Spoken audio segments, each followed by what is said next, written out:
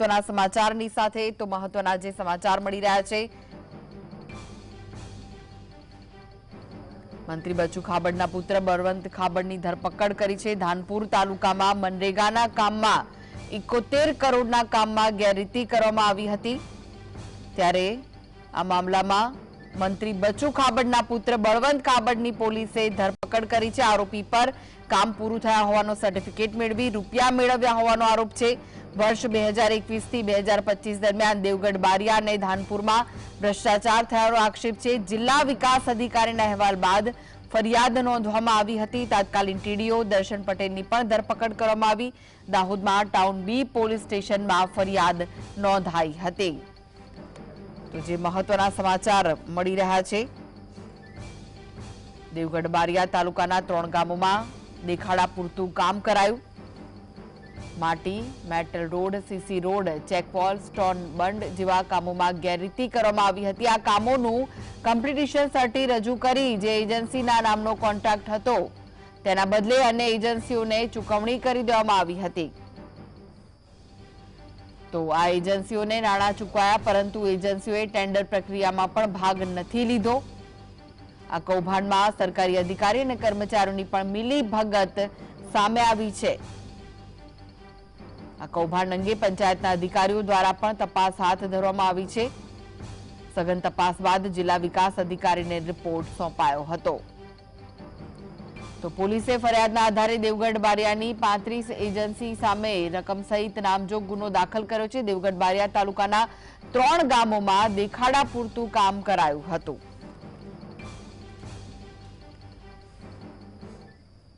તો આ વિશે વધુ માહિતી માટે જોડાઈ ગયા છે સ્ટુડિયોથી સહયોગી અનિલ પટેલ। અનિલ, જે રીતનું કૌભાંડ બહાર આવ્યું છે, શું વિગત છે? ખાસ કરીને કૃષ્ણા, આ ઘટનાને તમે એવી રીતે જુઓ, રાજનેતાઓ, અધિકારીઓ અને એજન્સીઓ, અને એ પણ આદિવાસી વિસ્તારો જે તમારા અને મારા ટેક્સના નાણાંથી જે વિકાસ થાય ગામોમાં, એના માટેની લોક કલ્યાણ યોજનાઓ બનતી હોય અને કેવી રીતે સાંઠગાંઠ થાય, અને જો તમારા કે કોઈના પિતા મંત્રી હોય તો તેનો દુરુપયોગ થાય, એનું આ ઉત્તમ ઉદાહરણ છે। માત્ર બચુભાઈ ખાબડના બંને પુત્રો જ નહીં, પણ લગભગ 35 એજન્સીઓ છે ત્યાં। દેવગઢ બારિયાની 28 અને ધાનેરાની 7, 35 એજન્સીઓ, 1-2 એજન્સીઓ નહીં। તમે વિચાર કરો કે 35 એજન્સીઓ કામ પૂરું ન કરે અને એમને કમ્પ્લીશન સર્ટિફિકેટ આપી દેવામાં આવે, એટલે કે કામ પૂરું થઈ ગયાનું સર્ટિફિકેટ આપી દેવામાં આવે, અને પછી એની ચૂકવણી થઈ જાય, અને એ પૈકી એક જે એજન્સી છે તે મંત્રીના પુત્રની છે, કારણ કે એમને ખબર છે કે કઈ રીતે સિસ્ટમ કામ કરે છે, કઈ રીતે એની અંદર જે છે મલાઈ જે છે અથવા ભ્રષ્ટાચાર જે છે એ જો બધા કહેવાય છે ને કે કદ્દુ કટેગા તો સબ મેં બટેગા, એવી સ્થિતિ નિર્માણ પામી અને તમામ વસ્તુઓ થઈ। વસ્તુઓ ક્યાં થઈ? દ્રશ્યોમાં તમે જોઈ શકો છો, જ્યાં મેટલના કામ હોય, એટલે કે ત્યાં રોડ પ્રોપર બનાવવાના હોય આદિવાસી વિસ્તારોમાં, ત્યાં રોડ ન બને, માત્ર મેટલ નાખીને છોડી દેવામાં આવે। ત્યાં સ્ટોનનું કામ કરવાનું હોય, ત્યાં પ્રોપર સ્ટોનનું કામ કરવાનું, જે માપ પ્રમાણે કરવાનું એ ન થાય। ક્યાંક ઢલાનના કામ હોય, ક્યાંક કૂવાના કામ હોય, ક્યાંક તળાવલીનું કામ હોય, આવા તમામ એજન્સીઓ જે છે એ કામ કરતી હોય છે મનરેગા હેઠળ, જેથી જે તે વિસ્તારોની અંદર જ્યારે કામ ન હોય કે ખેતી ન હોય કે એવા વિસ્તારો કે જ્યાંથી પલાયન થતું હોય, એ વિસ્તારોમાં સરકાર જે છે કામ કરાવતી હોય છે, જેથી પલાયન અટકે અને સ્થાનિક લોકોને રોજગારી જે છે થોડી તો થોડી પણ એ આપી શકાય।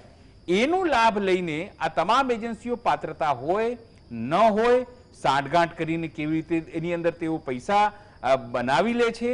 એના પછી આરટીઆઈ અનેક જગ્યાએ, કારણ કે જ્યારે કમ્પ્લીશન સર્ટિફિકેટ આપવામાં આવ્યું પછી ઘટના સ્થળે જ્યારે તપાસ કરવામાં આવી, સ્થાનિક આગેવાનો જે છે તેમણે ફરિયાદ કરી, પોલિટિકલ પાર્ટીઓએ ફરિયાદ કરી, કેટલીક જગ્યાએ તો છાપાઓએ જાતે જ એને રિપોર્ટિંગ કર્યું ઘટના સ્થળે કે જો જે કામનું કમ્પ્લીટેશન સર્ટિફિકેટ તમે આપ્યું છે એ કામ તો ત્યાં થયું જ નથી।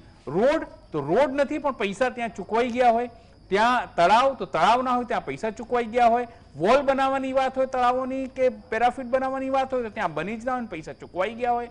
હોહા થઈ, વિચાર કરો 2021 થી આ કામ ચાલતું હતું, 2025 સુધી, એટલે હજુ સુધી ફેબ્રુઆરી સુધી તમામ પ્રકારના જે ચૂકવણીઓ છે થઈ છે।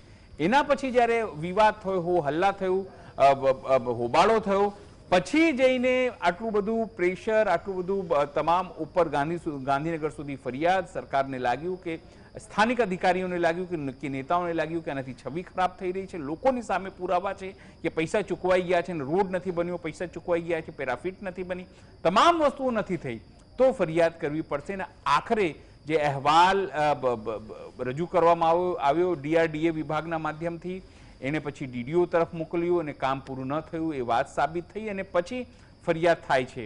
અને એક પુત્ર, હજુ બચુભાઈ ખાબડના એક પુત્ર જે છે એ પકડાય છે, બળવંત ખાબડ. જે કિરણ છે એ હજુ પણ પોલીસ પકડથી દૂર છે અથવા તો વ્યવસ્થામાં લાગી ગયા હશે. બીજી તમને વાત કરું એવી રીતે સ્વાભાવિક છે કે હવે 2 વાગ્યાની આસપાસ SP, કારણ કે એની અંદર એમને કન્ફર્મ કર્યું છે કે તમામ ઘટનાક્રમ થયું છે અને પોલીસ ફરિયાદ થઈ છે, તો હવે SP 2 વાગે એની પોલીસ પ્રેસ કોન્ફરન્સ કરશે અને આમાં કોણ કોણ આરોપી, કારણ કે તત્કાલીન જે TDO છે દર્શન પટેલ, એમને પણ અરેસ્ટ કરવામાં આવ્યા છે.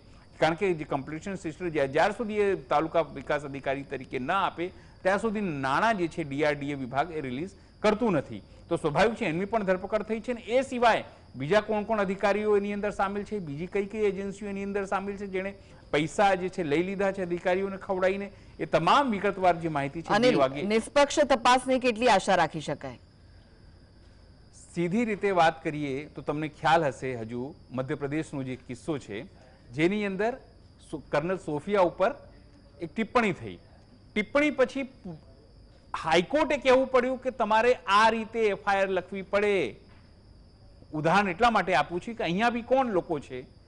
ભાજપના લોકો છે. અહીંયા કોણ લોકો છે? મંત્રી છે.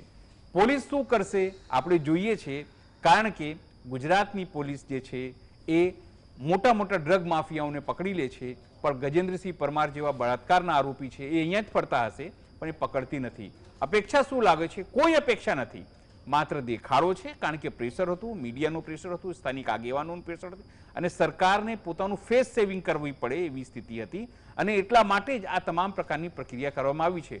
3-4 મહિનાની અંદર તમામ લોકો, હું તો વધારે કહું છું, એની પહેલા પણ તમામ લોકો જે છે બહાર આવી જશે. અને આટલું મોટું કૌભાંડ થયું છે પણ સીધી રીતે વાત કરીએ, તમે એવું કહી શકો કે ભાઈ પિતા મંત્રી છે, પુત્રે ગોળબડી કરી છે તો શું, પણ નૈતિકતા એક હોય કે શું તમને ખબર નહોતી કે તમારા પુત્રો જે છે શું કારનામા કરી રહ્યા છે, લોકોના પૈસા કેવી રીતે હજમ કરી રહ્યા છે?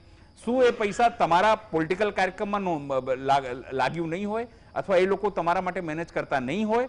સ્વાભાવિક છે એમને રાજીનામું લઈને એમને તગેડી મૂકવા જોઈએ પાર્ટીમાંથી, જેથી નિષ્પક્ષ તપાસ થાય.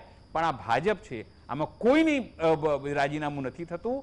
પાર્ટીને લાગે કે હવે વધારે પડતું થઈ ગયું છે તો એ કદાચ એનું રાજીનામું લે અથવા તો એમને સસ્પેન્ડ કરે. પણ જ્યાર સુધી બચુભાઈ ખાબડ મંત્રી પદે છે ત્યાર સુધી કોઈ અપેક્ષા નથી. અને જો કહેવાય ને કે કોઈની માએ 1.25 સૂંઠ જે છે ખાધું હોય, 1.25 સૂંઠ ખાધી હોય તો એ સજા કરીને બતાવે તો હું માનીશ કે કદાચ અહીંયા ન્યાયની અપેક્ષા છે. પણ મને નથી લાગતું કે અહીંયા કોઈને પણ જે છે ન્યાય મળવાની સંભાવના છે. પૈસા ખવાઈ ગયા છે. થોડા દિવસો આ નુરા કુસ્તી કહેવાય, હુંકાળા પુકાળા ચાલશે અને પછી તમામ લોકોને જામીન મળી જશે અને રાબેતા મુજબ તમામ વસ્તુ ચાલવા માંડશે. બચુભાઈ ખાબડે શું નૈતિક જવાબદારી સ્વીકારી છે ખરી જ્યારે આ સમગ્ર ઘટના બની છે? એટલે તેમના તરફથી કોઈ નિવેદન સામે આવ્યું છે ખરી? તમને કહી દઉં કે જ્યારથી આ વિવાદ થયું ત્યારથી બીજેપીના મોટા પ્રવક્તાઓ બચાવમાં આવ્યા છે. બચુભાઈ ખાબડને સ્વયં આપણા જે સહયોગી છે રફીકભાઈ, એમણે 2 વખત પૂછવાનો પ્રયત્ન કર્યો હતો પણ એ બોલવાથી બચતા ભાગી ગયા હતા કે ભાઈ હા હું તપાસ માટે તૈયાર છું. કેમ કહેવું જોઈતું હતું ભાઈ હું તપાસ માટે તૈયાર છું, તપાસમાં જો દોષિત સાબિત થઈશ, કારણ કે સ્વાભાવિક છે ગડબડી થઈ છે તો પોલીસ પોતાની રીતે તપાસ કરશે, તો તપાસ કરવામાં સહયોગ આપીશ ત્યાં સુધી હું મંત્રી નહીં રહું. એ તમારી નૈતિકતા હોવી જોઈતી હતી. પણ આ ભાજપ છે, ભાજપની વાત ન કરાય. અને જો તમે કરશો તો શું શું થઈ શકે છે એ બધાને ખબર છે. પણ સવાલ એટલું જ છે કે જો એમનામાં નૈતિકતા હોય તો તેમને રાજીનામું આપવું જોઈએ, કમસે કમ ત્યાં સુધી કે જ્યાં સુધી તપાસ ચાલી રહી છે. હું કોઈ પ્રેશર નહીં કરું, હું કોઈ જગ્યાએ જે પુરાવાઓ છે એને મેન્યુપ્યુલેટ નહીં કરું, મારી પાવરનું કોઈ દુરુપયોગ નહીં કરું, મારી સત્તાનો કોઈ જગ્યાએ ઉપયોગ નહીં કરું. શું તમને લાગે છે જેના પિતા મંત્રી હોય એ આ તમામ વસ્તુઓ નહીં કરે? આ પોલીસ છે કે તમામ વસ્તુ છે માત્ર દેખાડો પૂરતું આ તમામ વસ્તુઓ થઈ રહી છે. છતાં આપણે જોઈએ કે 2 વાગે જે SP સાહેબ છે શું કહે છે, કારણ કે પોલીસ કેવી રીતે કામ કરે છે આપણને પણ ખબર છે.